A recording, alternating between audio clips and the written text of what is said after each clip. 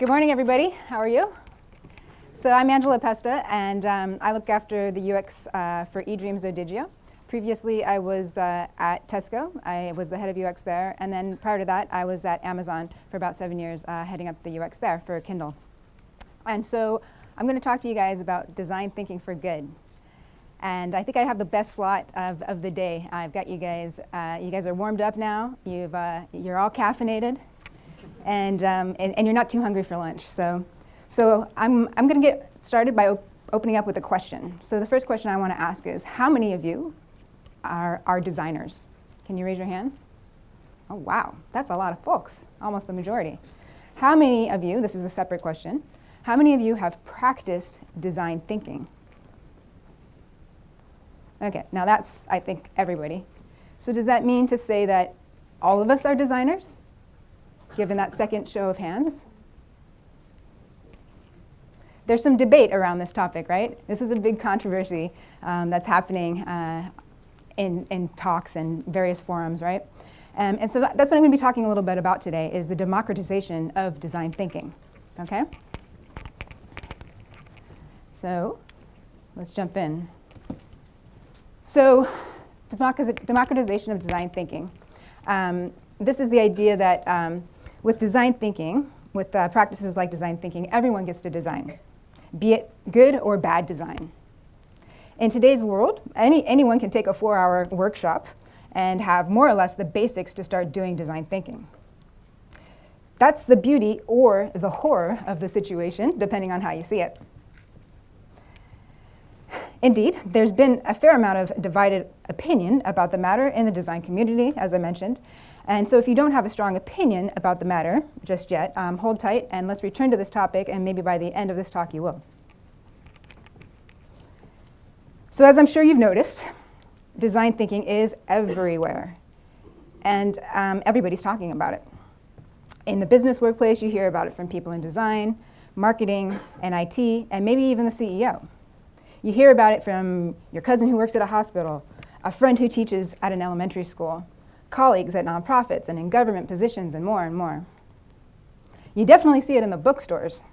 There's a bewildering number of sources of truth. Design thinking has grown in popularity as an answer to solving complex problems and to achieving innovation. And innovation, as we know, is of growing importance, considering that businesses can't compete anymore with just good UI. Consumer expectations and competitive differentiation demand so much more these days, and often design thinking is seen as the path to getting there. So what is design thinking? That's not the easiest thing to explain, as there's so many interpretations and schools of thought. I'd like to joke, I often like to joke that if design thinking is about problem solving, well then the first problem to be solved is its definition. If you ask me over a pint, I'll tell you that it's more or less what we do in our day-to-day, right? Except that it's been formalized and systematized. It's been packaged neatly. But let's give it more of a formal go. Here's a nice definition. There's some formatting issues here. So design thinking is a design methodology that provides solution-based approach to solving problems. And it's extremely useful in tackling complex problems that are ill-defined or unknown by understanding the human needs involved, by reframing the problem in human-centric ways, by creating many ideas in brainstorming sessions, and by adopting a hands-on approach in prototyping and testing. Here's a fun example of design thinking. This is a photo of a truck or a lorry that got stuck under an overpass. And it caused huge traffic delays. And ultimately, firefighters and engineers and other lorry drivers, they all assembled to try to figure out how do we fix this issue. And they thought about, okay, well, maybe we just disassemble the lorry. We take it apart so that we can get it unstuck. Other people said, well, let's just hack away at the overpass, chip away at the concrete and free it in that manner. And while this debate was going on, there was a child standing by, and he said, well, he unwittingly suggested pointing out what seemed really obvious to him, why don't you just let the air out of the tires? So the moral of the story is that we all tend to develop patterns of thinking relative to our own experiences. And when we bring in outsiders, people with totally different backgrounds, they can help us reframe the problem and see previously unseen solutions. This is design thinking. I will further attempt to define design thinking, and in so doing, sort through some ambiguity. Is it a mindset? Is it a methodology? Or a process? It is, in fact, all of the above. And I'll go through each one. So a mindset is an established set of attitudes held by someone. And as it relates to design thinking, some prototypical mindsets are those that are empathetic, creative, unprejudiced, thinking without constraints, open to differences in personality, curious and explorative, valuing feedback and willing to learn, thinking through doing, thinking visually. A short list. And then as it relates to being a methodology, it's definitely a methodology. It's a system of goal-inspired methods, such as ethnographic research, journey mapping, personas, prototypes, cross-departmental workshops, asking questions like the 5 whys, drawing issue trees, situational analysis, and et cetera. Okay? And then, of course, it is a process. It's a series of actions or steps taken in order to achieve a particular end. It's nonlinear. It requires an understanding of the problem before creating solutions. And it is both divergent and convergent in nature. And I'll explain a little bit more about that, about each of these process points. So about the nonlinear aspect, you can see here that after prototyping, you may get ideas and then go back and ideate. Similarly, after testing, you may be learning more about the users and therefore you're empathizing with them more. Or perhaps you're going back after testing to refine your ideas, right? So a nonlinear process. Another hallmark of design thinking is that we see that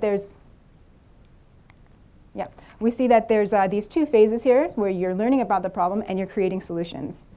So it's really focused on the first part here about learning about the solutions is really focused on learning and understanding the problem, considering the problem from multiple angles, really understanding the problem, and applying many of the methods that I just mentioned, and coming up with a clear point of view all before embarking upon the ideation of solutions.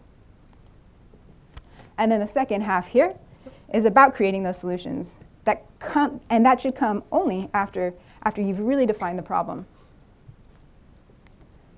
And then the other piece here, where the double diamond, as Boone was talking about, design thinking focuses on taking a divergent and convergent approach to both phases.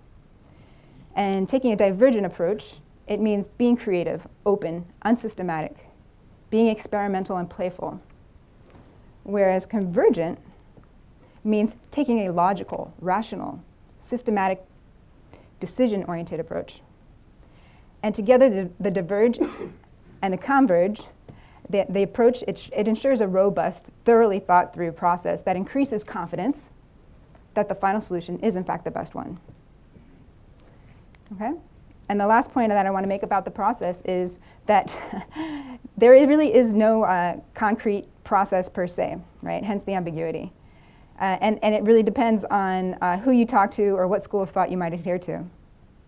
You can see from this list here that there are many, and this is not a comprehensive list either. But they are more or less the same with some merged steps or different wording. They all have the intent to solve problems in an explorative, human-centered, and iterative manner. What matters is that each variation gets us to the same result. And I like to think of the Chinese proverb, there are many paths to the top of the mountain, but the view is always the same.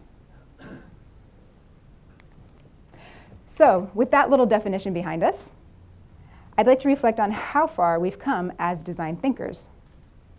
There is this quote that I firmly ascribe to by an American novelist. Know from whence you came. If you know whence you came, there are absolutely no limitations to where you can go. Indeed, history has a lot to teach us. So how far back does design thinking go? You can trace it back to the origins, and you'll find early man, the earliest of man, and the earliest traces of technology, when natural objects began to be used as tools to enhance the capabilities of the hands. For example, consider the design problem of needing to reach an edible root deep in the hard-packed earth. Sure, a hand is capable of clawing it up, but a digging stick or a clamshell could do the job much more easily and with less pain and strain. It becomes even easier when that shell is lashed with hide or fiber to connect the stick at a right angle to make a rudimentary hoe. Over time, bringing this back to design thinking, you might consider this a functional prototype. And over time, this evolved with iterative trial and error. Here's another example. This is the Australian Aborigine Woomera, which is a spear thrower. And it's another ancient example of design thinking. And what's great about it is it required the ability to abstract. It was a leap forward in design thinking. It allowed for a thought or an idea to be applied in a non-concrete way. The designer had to think about the mechanics and the technicalities of the form as it related to function. We can see that the sophistication of the design thinking applied yielded a more sophisticated solution. From hunting game to designing filters on a search results page to planning for the technological singularity with AI, our problems have naturally become more complex as we have evolved as a society. And with that, our problem-solving tools, with the basics of abstraction to design thinking, have been challenged and have necessarily evolved at each inflection point. As an aside, given that we don't have time to get into it, there's a fantastic lineage of influential predecessors whom inspired the design thinking we know of today. You can trace it, you can reference this great article by Joe Szczepanska called Design Thinking Origin Story, plus some of the people who made it all happen on Medium. It's a lovely summary of how design thinking has evolved and how with each new process, method, or mindset introduced, new fruits of progress were born that influenced the next predecessor and advanced our society. So jumping back into it, we have seen over time a symbiosis of progress and tools, with designers playing a central role. The progress begets better tools, and the tools beget better progress. This is how it has been through the ages. And it's hard to say what comes first. This is a quote by Anne-Marie Willis, who wrote a brilliant paper about ontological design. The theory that everything that we've designed, in turn, designs us. So we are being actively designed by what we have designed. It means that everything we are is emerging. It's unfolding. It's being created by the active engagement between mind and world. Design designs.